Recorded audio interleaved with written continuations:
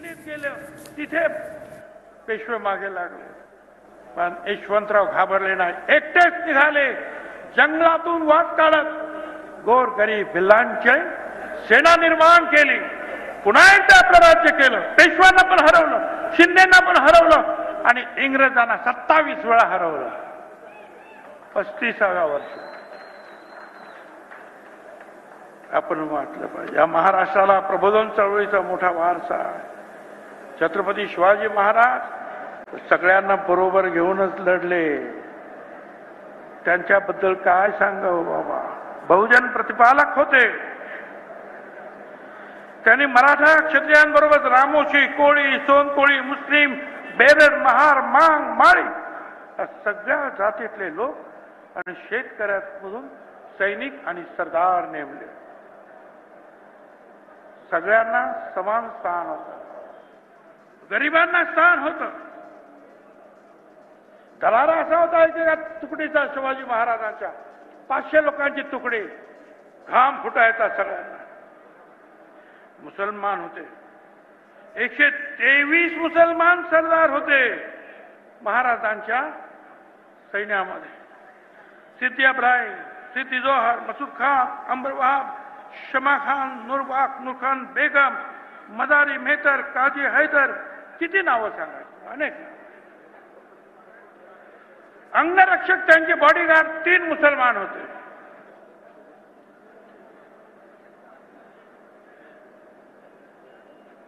त्यांनी सगळ्यांना बरोबर घेतलं.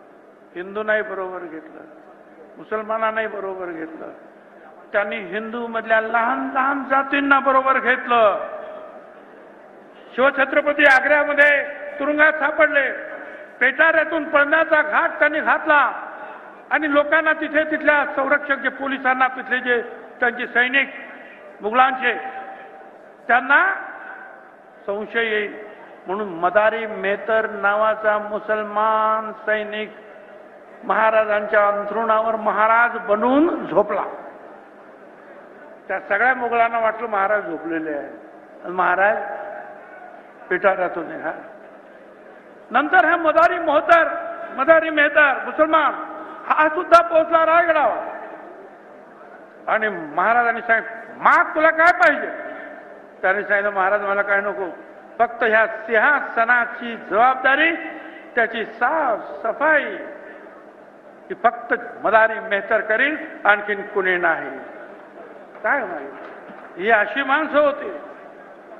12 बलुतेदार, बहिर्जी नाईक रामोशी, सदोबा माळी, संभाजी करवर धनगर, नेमाजी शिंदे धनगर, येसाजी गायकवाड माळी, शिवाकाशी नावी, जीवा महालाव नावी, येसाजी कंक कोळी, सूर्याजी मालुसरे धनगर, तानाजी मालुसरे, लायाजी पाटील कोळी, कान्होजी आंग्रे कोळी, बाजीप्रभू देशपांडे कायस्थ, मदारी मेहतर मुस्लिम, काजी हैदर मुस्लिम, रायप्पा महार, सिद्धाप्पा महार.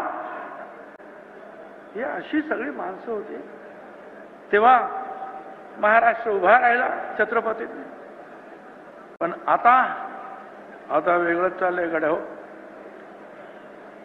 छत्रपती शिवाजीचं नाव घेतात, शिवाजी महाराजांचं, आणि आपल्याच लोकांवर हल्ले करतात. मागच्या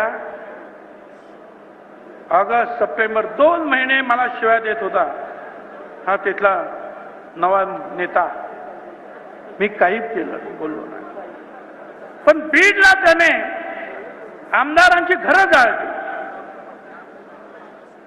ओबीसी कार्यकर्त्यांची हॉटेल जाळली, हल्ले केले, त्यांच्या बायका मुलांचे जीव धोक्यात घातले, राख रांगोळी केली त्यांच्या घराची. त्यावेळेला छगन भुजबळ तिथे गेला आणि जायच्या अगोदर आणि गेला आणि सांगितलं आता छगन भुजबळ गप्पा बसणार नाही. तुम्ही अशा रीतीनं जे ओबीसीना आणि या सगळ्या लोकांना वेठी सरू शकत नाही. त्यांची घरं दारं जाळण्याचा काय अधिकार आहे तुम्हाला. छगन भुजबळ तिथे गेला. अंबडच्या लोकांनी आले, भुजबळ साहेब मिटिंग घ्यायची. कुठे? या नवा जो नेता आहे ना त्याच्या अड्ड्यामध्येच जवळच. म्हटलं येतो. 16 तारखेला राजीनामा दिला मंत्रिपदाचा आणि 17 तारखेला अंबडला लाखो लोकांची जाहीर सभा घेतली.